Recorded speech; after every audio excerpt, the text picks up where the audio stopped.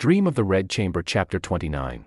We're starting this with a moment that feels deceptively small. It's really private. Right, you've got Bao Yu, and he's just kind of staring off into space. Completely lost in thought, and then Lin Daiyu. throwing her handkerchief at him, and it strikes him right in the eye. And he's totally startled, asking who did it. And the answer is, it's pure Lin Daiyu. Of course. She just laughs and says she was showing Bao Chai a stupid wild goose, a Daiyan, flying by. It's so quick. It's playful, almost flirty, and it immediately pulls you into this very cushioned, very intimate reality that these main characters were. It's like a little domestic bubble, a beautiful, protected one. Exactly. But that bubble is about to shatter against the logistics of the real world.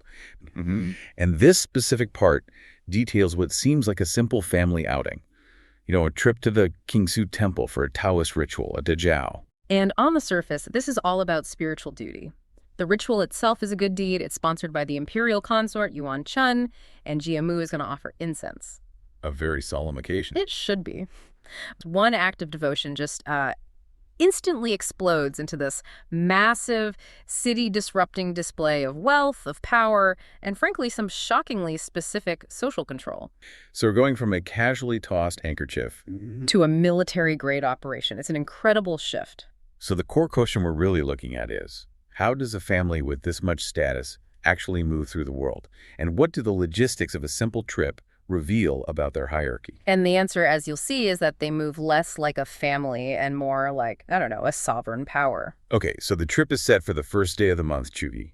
Right, and it also happens to be the Dragon Boat Festival, Duanyangji. So the energy is already high, and the source text makes a point of saying that everything, the carriages, the chairs, the uniforms, are all in full complement and different from ordinary days. This is not a quick trip. This is the highest possible expression of their status.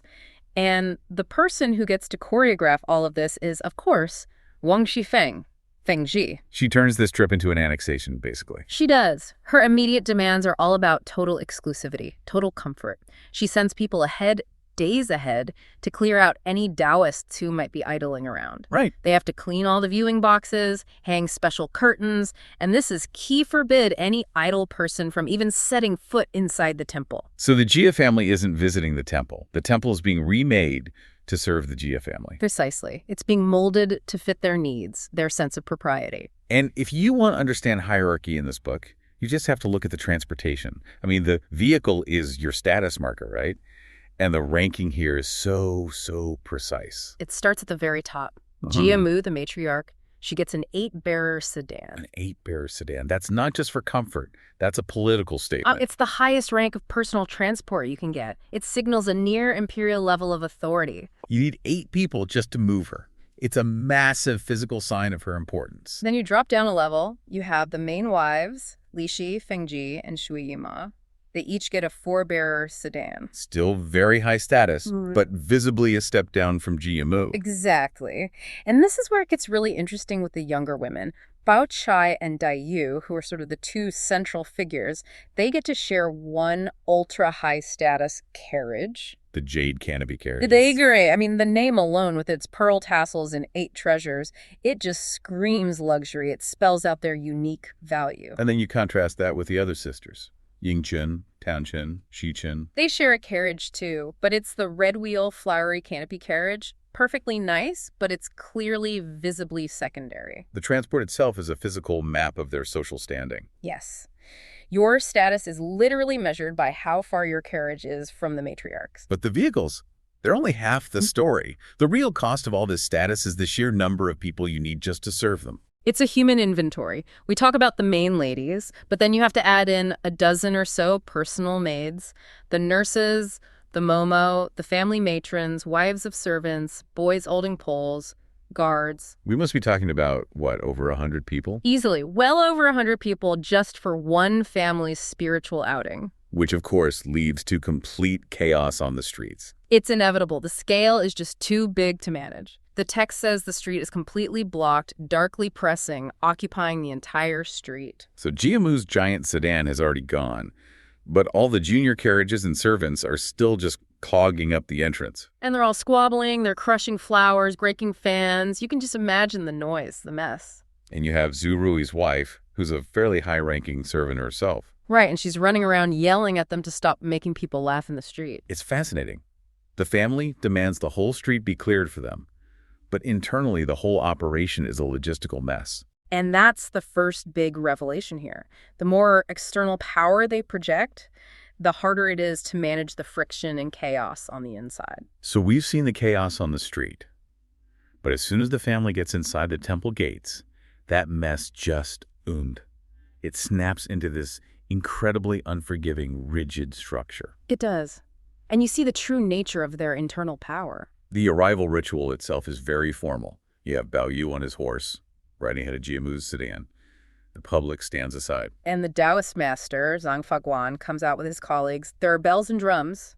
It's all very official. For about 30 seconds. Yeah. And then it all breaks down. We get incident A, the collision and the curse. Okay, so Jiamu has stopped her sedan right inside the gate. She's looking at the statues of the gate general, the city god. And Feng Ji, who is always vigilant, gets out to help her. And that's when this little Taoist boy, maybe 12 or 13 years old, carrying candle snuffers, he bumps right into her. He's just trying to get out of the way. Exactly. But Feng Ji's reaction isn't just anger, it's this immediate, reflexive assertion of status. She hits him. Right in the face. Yeah. Knocks him down and screams at him, "Wild bull-sired, where are you running?" Wow. It's such swift, casual cruelty. And it's aimed at the absolute weakest person there, a child who just made a mistake. And this is where the complexity of their power really shows up, because Jiamu, who is the source of this whole overwhelming display, she's the one who shows compassion.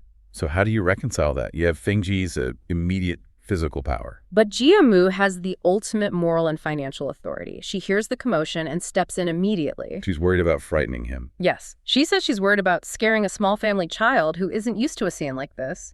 She asks, won't his parents feel pain? It's a kind of high-status magnanimity. She can afford to be generous because her power is absolute. And she flexes that power.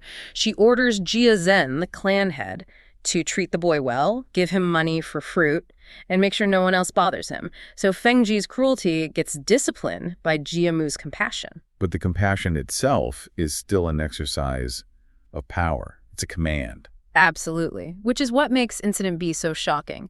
Because the very same man Jiamu just ordered to be kind, Jia Zhen, is the one who turns around and commits this next act of cruelty. Right. He spots his own son, Jia Rong, trying to escape the heat. Yeah, he's hiding in the bell tower. And Jia Zhen is furious. He sees this as a huge failure of discipline, especially in public. And the punishment he delivers it's one of the most brutal acts of humiliation in the entire book. It really is. It's not a beating. He orders a small servant, a boy with no rank, to spit directly on Jia Rong's face. Think about the layers there. Yeah. Jia Rong is the direct heir of the senior branch of the family. And he's being publicly defiled by the lowest ranking person in the household. And it doesn't even end there. No. The servant, after spitting, then has to publicly question Jia Rong. Why were you seeking shade when your father hasn't even complained about the heat? And Jia Rong just has to stand there, head bowed, and take it. He can't say a word. It proves that status for them isn't just about money. It's about absolute, humiliating control over your own family. The whole point is to destroy Jia Rong's dignity in front of everyone. And you see the effect immediately. Other young relatives who are watching just panic and sneak away. The public degradation of the heir puts everyone back in their place. It reestablishes Jia Zhen's authority in the most visible way imaginable. So after dealing with servants and brutally disciplining his own son, Jia Zhen then has to navigate the political landscape. Right. And this is represented by the Taoist master, Zhang Faguan. This is where the family's spiritual duties connect directly to their political network. The master, Zhang Daoshi, is sort of hesitating. He doesn't want to enter the main area where the ladies are. He asks Jia Zhen for instructions, saying it's hot, it's crowded, he doesn't want to intrude. And on the surface, that seems like simple respect for their privacy. But when you look at who this guy actually is, you realize why Jia Zhen treats him with so much deference. This man is not just a monk, he's a political power broker. His history is impeccable. He was the stand-in, the Titian, for the late Duke of Rongguo. The founder of the family's power. So there's a generational ritual connection right there. And his current influence is huge, too. He holds the seal of the Taoist Registration Office, the Dalusi. Which basically means he's the head of the entire Taoist bureaucracy in the country. So he's considered an immortal by princes and officials. This is a very important man. A very important man who visits both Jia family houses often. So when he asks Jia Zhen for permission, it's not really about him being lower in rank. It's about maintaining appearances between two powerful people. Which is why Jia Zhen just brushes the formality aside. Totally. He says something like, "We're family, why are you talking like this? If you say any more, I'll pluck out your beard. Just come with me." He's showing how close their alliance is. It's strong enough to just ignore the normal rules. Yes. The temple trip might be spiritual, but it's fundamentally about showing the world that the Jia family is connected at the highest religious and political levels. The temple is just one more stage for them to exercise their influence.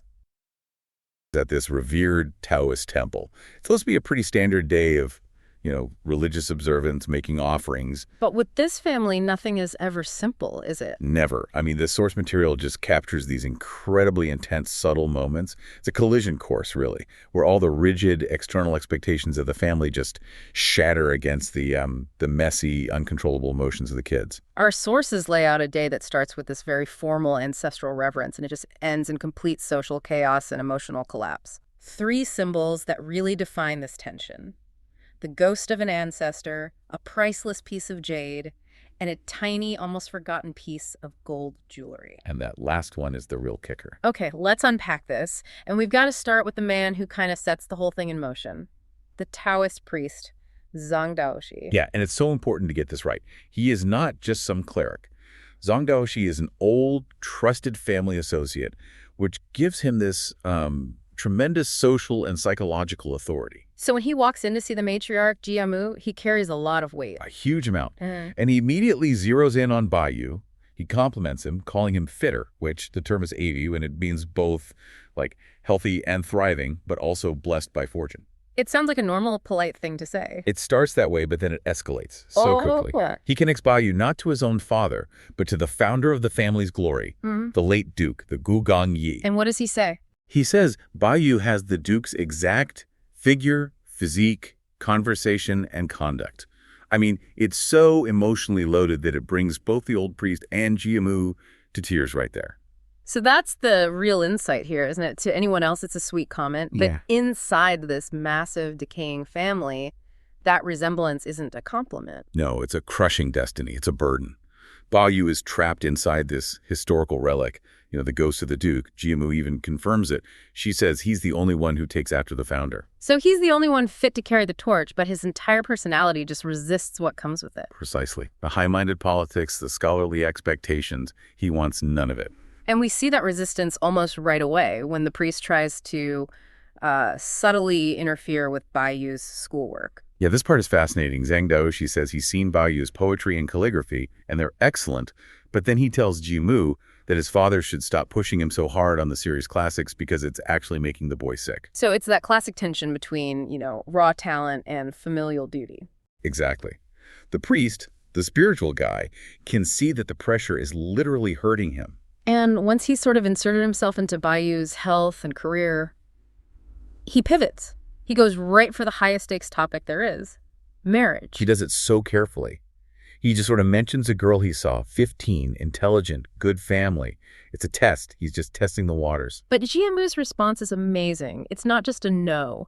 It's this multi-layered rejection. First, she brings up some old monk's prophecy about him not marrying early. Right, the prophecy. But then she lays out her own criteria for a bride. And they are so unusual. They're radical. For a family at this level of society, they are completely radical. Yeah. She tells the priest straight up, I don't care about his family's wealth or background. She uses the term Genji Fugi. Which is everything in this world. Marriage is always about politics and money. Always. And she just dismisses it. It's an incredible assertion of her power. She says she only cares that the girl's appearance and personality are, suitable. And she even adds that if the family's poor, she can just Yeah. give him money. Just give him silver. Yeah. She's prioritizing her grandson's happiness, or at least his aesthetic suitability, over the entire social structure. She can literally just buy her way out of centuries of protocol. That family is just operating in its own little world. A very privileged, very isolated sphere. Yes. And that privilege, that isolation, it pretty quickly turns into total chaos. Which brings us to Wang Shifeng, Fengji, when she arrives. Ah, yes. She never just walks into a room, does she? Never. She immediately gets on the priest's case. She's teasing him, but she's complaining that he forgot to replace her daughter's talisman, the Ji Min Fu, yet he had the nerve to ask her for some expensive satin. It's such a power move. She's playfully reminding him in public that he owes them a spiritual favor while she holds the purse strings. And he's just as skilled. He smooths it over, gets the new talisman, brings it out on this pristine tray with a scarlet silk cloth. Yeah. The whole performance. He's signaling, I am a professional, I understand ritual. And that meticulousness leads us right to the core of this section. His request to take Bao Yu's sacred jade, the Tongling Yu, outside. A huge risk. Yeah. I mean, that jade is his life force. He has to wear it all the time. Taking it off requires a really, really good reason. So what's the reason he gives? It's brilliant, actually. He tells Jiamu the grounds outside are crowded, hot, and there are unpleasant smells the Onkazaki way, which Bao Yu cannot endure. So the jade can go out to be seen, but Bao Yu has to stay inside. So he's protecting the boy from the common folk. Well, is he? I mean, that's what he says. But you could also argue he's protecting the family's reputation. The outside world is messy. If Bao Yu goes out there, who knows what could happen? He could say the wrong thing, embarrass them. Right. It's about control. He's too precious to be exposed to real life. He's basically in a cage, and his jade becomes his ambassador. And Jiamu agrees instantly, of course. Yeah. Bao Yu is told to put the jade on the tray, and the priest handles it like it's the most sacred object on earth. Okay, so the priest takes the jade, shows it off, and then he brings it back. But he doesn't bring it back alone. No, he comes back with a whole bounty of gifts from his followers, maybe 30 to 50 pieces of gold and jade artifacts, all carved with these wishes like all things as you wish and peace throughout the years. These are basically offerings to the heir. Exactly. Tokens of devotion to the next duke. And Bao Yu has a very idealistic, very Bao Yu-like reaction. He does. He immediately says they should just scatter all of it to the poor. But the priest shuts that down. He shuts it down with this great piece of practical philosophy. He says, look, these things are valuable vessels. They have a purpose. Giving them to beggars would be a waste. They can't use them. They'd be better off with cash to buy food. So he's the voice of reason against Bao Yu's kind of impulsive idealism. Yes, and Bao Yu actually listens. He says, okay, I'll give money later. It's a nice little moment of clarity. But it's the last moment of control they have because that's when the whole day just it completely unravels. It descends into social chaos. The word gets out that the Jia women are at the temple, and suddenly all these relatives and associates start sending gifts. Pigs, sheep, incense, silver. It's all just pouring in. And Fengji, the accountant, immediately starts doing the math. Of course. She's already thinking about the thank you money, the Xing Feijer, for all the messengers. She's thinking about the bottom line. While Jiamu, the matriarch who just wants a controlled environment, is horrified. She regrets the whole thing. Their quiet visit has turned into this massive public spectacle, creating all these unwanted social debts. Their own reputation has sabotaged the entire ritual. They've managed the priest, the ancestors, the jade. But now the internal drama takes over. Okay, but this is where it all just goes off the rails. When the focus shifts to this tiny personal detail. The shift is so sudden. Bao Yu's just sifting through that pile of gifts, all these symbols of external devotion, and he finds one specific thing. A golden dot blue feather Kirin. A little mythological creature. An exquisite little artifact. And Jiamu says, oh, I think I've seen something like that on another child. But it's Bao Chai, who knows? And it's Bao Chai who, of course, has this almost forensic memory for these things. She immediately identifies the owner. Sister Shi Yuner, she says. Shi Shengyun. And she even notes that hers is a little smaller. She's not just recognizing it, she's cataloging it. She's tracking every potential rival. Every single one. And that's when the temperature in the room just plummets. Tanxin makes an innocent comment about Bao Chai's great memory. Which gives Lin Dayu the opening she needs. And she strikes. She delivers one of her classic ice-cold critiques. She basically says that Bao Chai may be limited in other things, but she is exceptionally focused on items that people wear and carry. Ouch. That is a direct hit. She's calling her shallow, materialistic. And obsessed with status symbols. It's a brutal targeted insult, especially because it hints at Bao Chai's golden lock and its connection to Bao Yu's jade. So how does Bao Chai react to being publicly humiliated like that? With absolute control. She just turns her head and pretends she didn't hear a thing. She knows that fighting back would only give Dayu's words more power. It's a sign of her incredible self-regulation. Which is the complete opposite of Dayu. Completely. And Bao Yu, who's watching all of this, he's just mortified.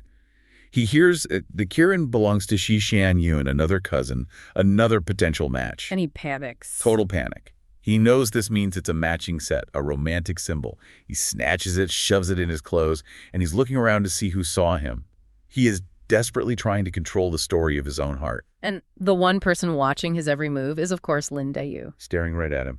The text says she's nodding slightly, which just makes Bai Yu feel even more awkward and exposed. He has to do something. He has to diffuse this. So he makes this clumsy, desperate move. He pulls the Kieran back out and tries to give it to Dayu. He says, "This is fun. I'll keep it for you. You can wear it when we get home." He's trying to turn a rival symbol into a gift for her. And her rejection is just ultimate.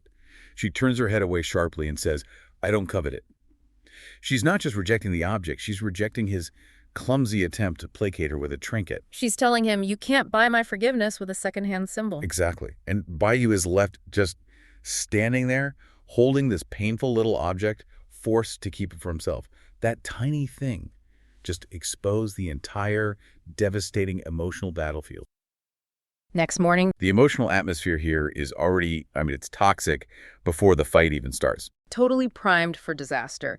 Dayu is sick, which is probably made worse by her anxiety and, the summer heat. Right, and Bai Yu, who is just obsessed with her well-being, is already walking on eggshells. And then this major external threat just pops up. The Taoist priest, Zhang Daoshi, Yes, from the night before. he brought up the idea of a potential arranged marriage, that infamous Golden Jade match. Which implies Bai Yu might have to marry someone other than Dayu, so they're both just emotionally saturated. It's a tinderbox. So how does this high-tension situation finally, explode? The spark for it all seems so incredibly trivial. It is. Dayu just suggests that Bai Yu should go watch the opera or a play instead of staying home and sort of hovering over her while she's sick. She might have just been trying to, get him out of the sick room, maybe ease his own tension a little bit. You'd think. Yeah. But Bai Yu's inner turmoil, this fear that he's replaceable, that this Golden Jade thing might actually happen. It's completely warped his perspective. Completely. He hears her comment, and instead of relief, he immediately thinks she's mocking him or ridiculing him about that potential match with a girl who wears gold. And the source material says his agitation increases 100-fold. 100-fold. Instantly. So his response is just immediate, and it's designed to hurt. Mm-hmm. He turns to her and snaps this line. It translates roughly to, "I mistakenly thought I knew you. Enough, enough."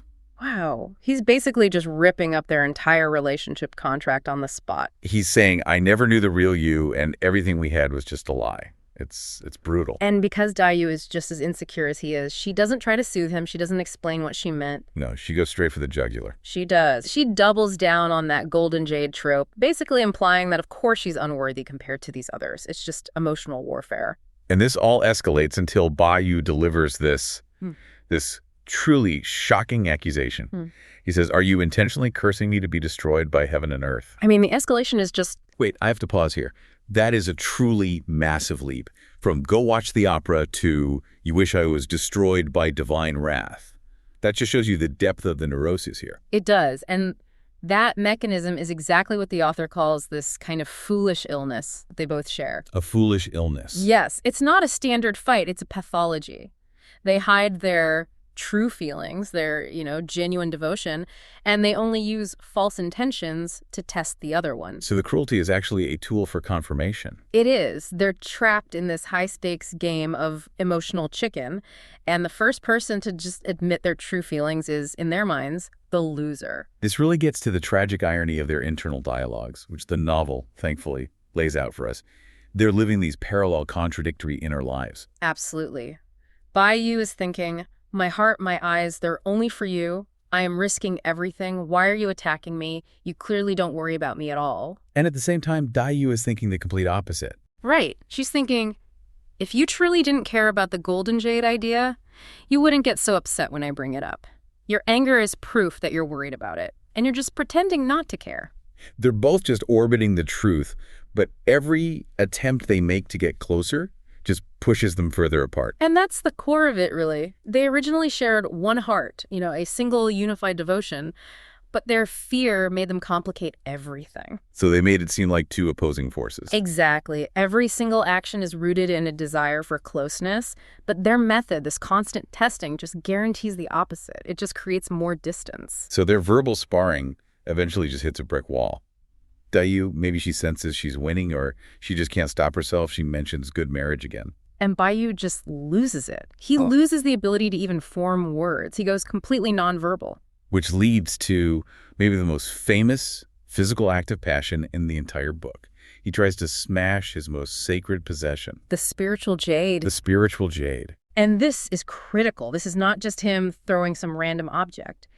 The spiritual jade represents his entire identity, his fate, his link to the cosmic world. So by trying to smash it, he's basically attempting suicide, or at least an existential erasure. Right. He throws it down and shouts, "What use is this thing? I'll smash you and be done with it." And the source notes the jade is extremely hard, and it actually survives the impact. Which makes him even more frantic. He starts looking for something heavier to finish the job. The whole thing is really a performance for Dayu. It is, and this is where that emotional axis just shifts dramatically. Dayu sees this destructive rage, and she starts crying hysterically. But she's not worried about the jade. No, she wishes he would smash her instead of what she calls the dumb object. That's an incredible thing to say. It feels unbelievably manipulative, even for Dayu. She's raising the stakes beyond all reason. It's the ultimate confirmation test, isn't it? She's saying, this jade defines your life, but my love for you should define it more. Choose to destroy me, the source of your pain, over this symbol of your fate. Like a tragic plea for confirmation that she matters more than his very existence. Thankfully, the servant Jiren, his principal maid, she intervenes and manages to grab the jade from him. And then she tries this calculated move to console Dayu, which is fascinating in itself. It is. Jiren suggests that Baoyu wouldn't want to break the jade because it would hurt Dayu's feelings. It's an attempt at diplomacy. But because Dayu is so deep in her foolish illness, she doesn't feel comforted at all. No, she feels completely alienated. She hears what Jiren says and realizes, with this crushing distress, that Jiren seems to understand Baoyu better than she does. The servant has better insight than his supposed soulmate. Exactly, and that psychological pain just immediately becomes physical. Dayu, who is already sick, gets so distraught that she vomits up the medicinal tea she had just had. Her body is literally rejecting any attempt at comfort. And this brings in Zihuan, Dayu's maid. Zihuan is fiercely loyal. She goes right at Baoyu, and she tells him he wouldn't pass through life easily if Dayu's sickness gets worse because of him. And just like Ziren's words hit Dayu, Zihuan's words hit Baoyu. They do. He hears her, and he realizes, probably to his own shock, that Zihuan understands him, his dependency on Dayu, better than Dayu does. That's the emotional turning point then, that moment of clarity. Yeah, he gets slapped with the reality that he can't actually suffer for Dayu. He can only stand there uselessly while she suffers. And that realization just makes him break down. He starts to cry. And because these four Baoyu, Dayu, Ziren, and Zihuan are also tangled up in this singular foolish love, the servants start crying too. So it becomes this moment of silent collective grief. Just the four of them, trapped in the wreckage of this melodrama. So after the tears, Jiren tries one last thing, one last attempt to make peace. She points out the tassel on the jade. Implying that Dayu made it, that it's a symbol of their connection. Exactly. But instead of reconciliation, this just fuels Dayu's rage for one final destructive act. The tassel is the physical proof of her devotion, her labor. It is. So when Jiren points to it, Dayu grabs a pair of scissors and just ruthlessly cuts the tassel into pieces. She claims her efforts were wasted because Baoyu does not treasure it. She is cutting off the last visible sign of their connection. The stakes are just impossible now. And of course, this high drama has consequences. The servants, they're terrified. They're going to be blamed for this disaster. A thick girl, a self-destructive young master. They do what they have to do. They rush to inform the matriarchs, Grandmother Jia and Lady Wang. The news of the chaos goes straight to the top of the house. And when those two powerful women arrive, they find no clear, rational reason for this monumental fight. They see the chaos, but they don't see the underlying emotional illness. Right. So they resolve it by just shifting all the blame onto the servants. They scold Jiren and Zihuan for poor supervision. And then Grandmother Jia just imposes separation. She takes Baoyu away with her. It's a purely authoritarian solution to a deeply emotional problem. The separation lasts for a while, until Zhu Pan's birthday. And Baoyu, he's still just filled with regret. He even pretends to be sick to avoid going.